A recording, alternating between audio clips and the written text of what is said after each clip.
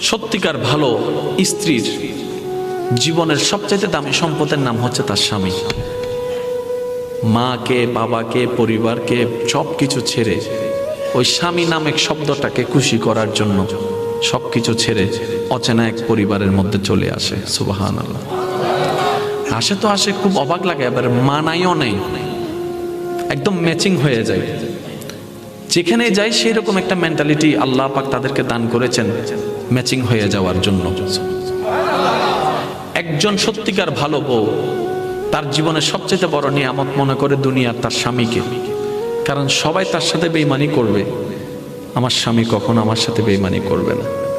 সবাই আমার হাত ছেড়ে দিবে, আমার স্বামী কখনো আমার হাত ছাড়বে না। এখানে যারা বিবাহিতরা আছেন, আমি ছোট্ট মানুষ হিসেবে শ্রদ্ধার সাথে একটা কথা বলি।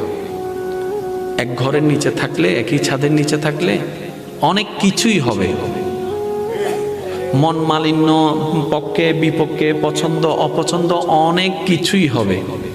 এগুলাকে ফোকাস দিয়েন না।